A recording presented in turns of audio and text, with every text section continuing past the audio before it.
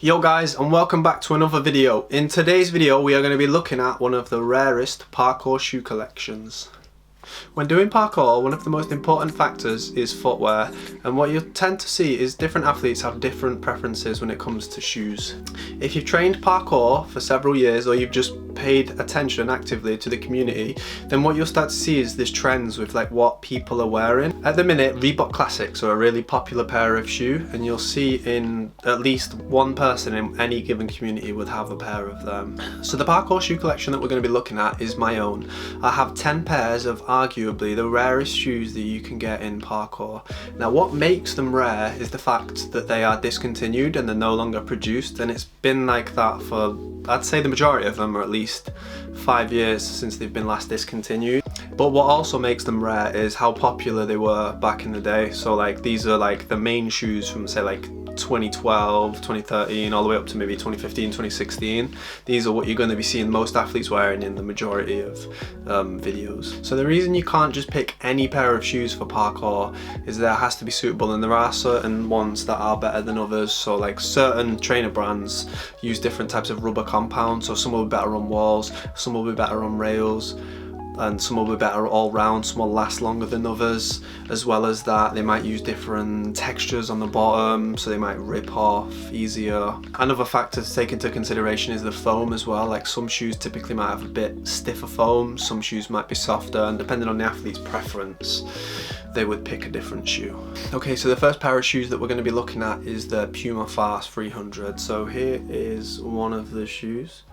So this is a blue version. These are literally brand new. I think I've only ever tried them on, but I've never actually worn them just because they're really tight, and that's because the mesh material here is a lot less flexible than other pairs of this that I've had in the past.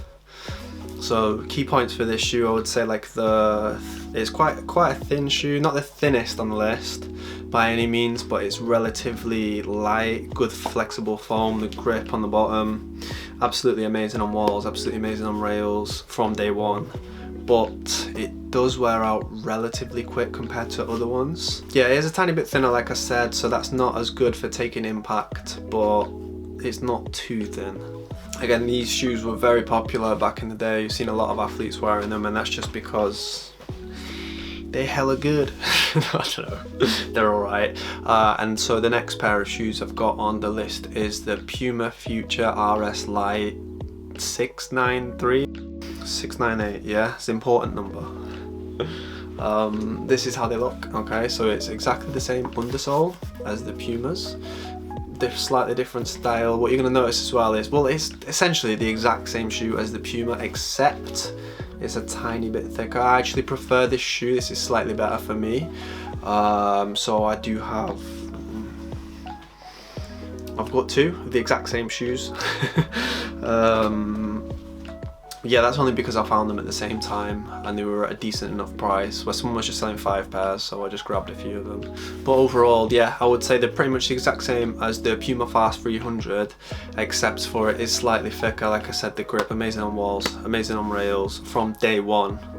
That's very important, because some shoes aren't good when you first get them, but these are, okay, and all the way until they're finished, beautiful. But yeah, the only issue is maybe they don't last as long as I don't know, some more durable shoes. Okay, so next on the list, this is one that you should have all heard of if you've been doing parkour for I don't know, a fair few years, and it is the Puma Cabana Racer. Okay, these might be the Racer 1, they might be the Racer 2, they might just be Puma Cabanas, I'm not entirely sure. Yeah, but this is a slightly thinner shoe. Is this arguably the best shoe on rails? This rubber compound, you see this here, yeah? This right here, this slight little ridged pattern, amazing on rails. I have never trained in a pair of shoes before or after, like since training in these, that has been this good on rails. Full stop. The only thing I would say with this is it's not as good on walls, so you're probably trading, say, rail performance up here, wall performance, do you know what I mean? It's not as balanced. Like, they're truly amazing on rails, but they're still good on walls, don't get me wrong, but I would say nothing compares to these on rails. And again, with the sort of thinness of them, the really soft foam from sort of day one, absolutely amazing pair. If you can grab these shoes, I would recommend it. I've got So this colour and this even nicer colour here. And again, both of these shoes are brand new, never been worn. It took me many hours on eBay to find, and I've only just got these recently as well, but really happy. Really good shoe. So one thing to note as well with this shoe, okay, really thin, the grip doesn't last very long, okay. Out of all the shoes on this list, okay, this one is the one that's going to burn out the fast. So if you want to keep them for a long time, then you're going to have to train. If you want to keep them for a long time, then you're gonna have to train in them infrequently, just because of how fast the rubber deteriorates. But maybe that's just because it's so grippy and so amazing that it just ripped off onto the wall straight away. Who knows, mate, who knows. So the last shoe that we had, that was my favourite on rails. Now this is my favourite shoe in terms of how it looks, like the actual style of it, and it is the Nike Air Vengeance. Okay, so like the Puma, it's quite a thin profile shoe. I have it in the blue colour. It's the grip underneath as well. So this one, actually, not as good on rails, but is a lot better on walls. Okay, like I said, slightly thinner, so it's not good for like big impacty jumps or taking drops, but I don't know, it's quite a nice light shoe. Still got a bit of thickness in the heel. But yeah, overall, love the way the shoe looks out. Oh, I have it in this colour, so I've got my two blues. Well, one pair, but yeah, I've got the blue one, and I've got this like white / silver / grey. And these ones are a bit used, but I had to stop using them because I wanted to save them because they look nice. As well, Nike did make a very similar pair of shoes that were slightly thicker called the Nike Air Vortex, and those were amazing as well. And again, the grip on these does last a very long time, so it's not a shoe that's going to burn out straight away. You get a good bit of use out of them, and they look good at the same time. Flying through them. So next on the list is a K-Swiss SI18. These were like the shoe to have in 2012 or something, so it's like almost a decade ago. I've got two pairs at the minute, so I've got my, again, I really like the style of these ones, like the way they look, like a really cool looking shoe. The grip underneath, these nearly worn. So at the start of last year, I actually had 3 pairs of these, but now I'm down to, well, 3 usable pairs plus the next pair I've got, but I don't actually use them.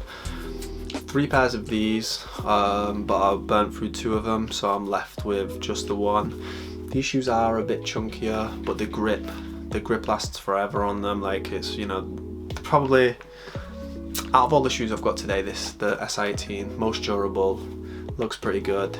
My other colour that I have as well, so I've got a brownie kinda, but these ones don't actually fit me, so yeah, if you want to buy them, size 8 UK, come at me. Yeah, brand new, literally. I can't wear them, they've never been worn. Look how fresh they are. Yeah, I'm not selling shoes out here, but yo, if you want them, hit me up. Yeah, so like I said, the shoe, these last forever, the SI18s. The foam though, one of the issues I think I've had with it was the foam isn't as flexible as some of the other shoes that I've got, but it's still, back in the day, these were actually like one of my favourite pairs to train in, and I've since, I don't know, decided I don't like them as much, but they are still pretty good. Okay, so what we're going to do now, I'm going to tell you my favourite shoe for this whole collection. So out of all them, the favourite shoe was the Puma Future RS something or other, but I do have it in another colour which I didn't show, which is the black one, okay? And the reason these are my favourites, okay, still that same grip as there was before. The reason that they're my favourites is because back in 2017, when I was at my peak, when I was doing my biggest gaps, these were the shoes that I was wearing, and I have really good memories of doing like really decent jumps, and they never let me down. Always consistently good from the day I bought them. Yeah, like I said, they don't last as long as the SI18s, but the foam on them, 10 out of 10. The grip on walls, grip on rails, like as an all-round shoe, amazing. It's just a shame that they don't make them, but that's why I've got 3 pairs of them, just because, do you know what I mean, stockpile, and then when I do need them, I got them. Yeah, potentially I'll be digging them out one day just to film myself a little video. So that's it for the whole collection. There's 10 pairs of extremely, common. That's 10 pairs of extremely rare parkour shoes that you'd struggle to find for, at the minute I'd probably say under £100. You won't find any of them. Like I've seen the Nike Air Vengeance or Vortex, they're still selling online, but the price for them is just unreasonable. To say they cost £30 when they first came out, and now people are selling them upwards of £100. Like I've seen that blue pair listed for a similar price range. Like not worth it in my opinion. The reason I did start buying these shoes is because I was quite picky with my footwear, and I never really wanted to like take a step and like go for another pair of shoes. I only wanted to go for something that I knew was always consistent and something that I trusted, because parkour footwear is very important, and if you have the wrong pair of shoes, you've essentially just wasted money. You can use them, but it's just not going to be a nice time. But yeah, every single shoe in that list is something that I've tried, tested, used several times back in the day, and I trust it 100%, and that's why I rebought it, re-put money back into it. I have since moved on from the older pairs of shoes, and I do only buy new pairs for training in now, so these are more like for special occasions. And the shoe that I do use now is the Adidas SL Duramo, or Duramo SL, or something along those lines. It's the Adidas Duramo SL. This is how they look. I've got it in all black, but they come with 11 different colours. I literally checked this just for this video, so if you don't like this colour you can get it in any other colours, but the grip on them is beautiful from day one. These are a slightly thicker pair of shoes, but they're good on walls, good on rails. Like I have tried and tested these, and right now my favourite shoe. I'm not sure how they're going to compare against the Puma Futures, but I don't know, I don't see many people even wearing these, but amazing. The grip on the bottom as well, see if you can check that out. Yeah, what you're looking for in parkour shoes, just if you are curious, is this whole like one piece of rubber, and I know this has got a bit of foam in the middle, but if you land there, or if you manage to rip that, then you must have some dodgy technique, because in parkour you're only really landing on this top portion, and that's the portion that needs to be rubber. Maybe this bit, just in case you arch something and it'll stop you slipping. But yeah, really rate this shoe.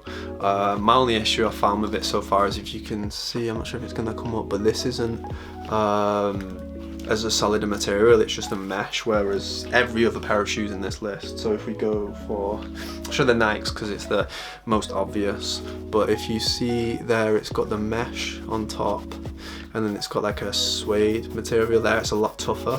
So my Adidas that I'm wearing at the minute have like toe holes on the sides, which is absolutely fine. It's just depending on if you don't mind looking like scruff while you're trying.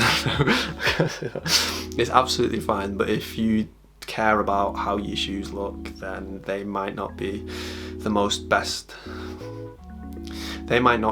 option long term, because they may rip there. That's one of the weak points, and obviously parkour shoes need that U shape.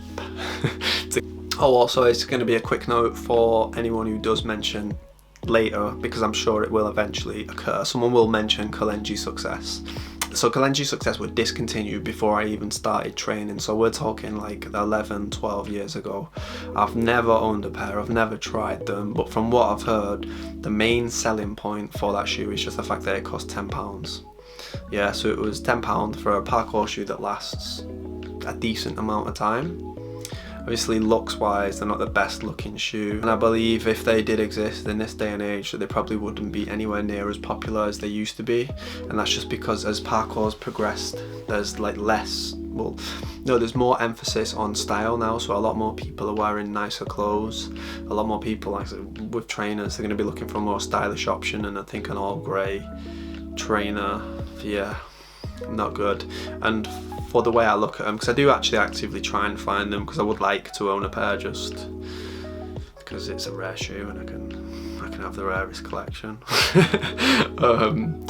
Yeah, so I would like to own a pair, but at the same time, like, it's gonna be very difficult, because I think like general members of the public, no one really would have bought that unless they're like don't have a lot of money for trainers. And even then, if you bought £10 for a pair of shoes, why would you bother like trying to resell it? You'd probably just either chuck it in the bin or just forget about them.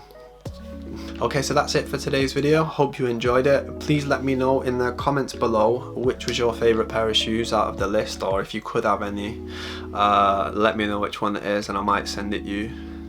I'm probably not going to send it you because I'm not going to spend all that time looking just to give them away. Oh, as well, if you think I'm missing any, please let me know and I shall probably try and look into seeing if I can get some. It's my neighbour's dog barking. Thank you for watching the video. Please make sure that you like, comment and subscribe, and I shall see you in the next one. Peace.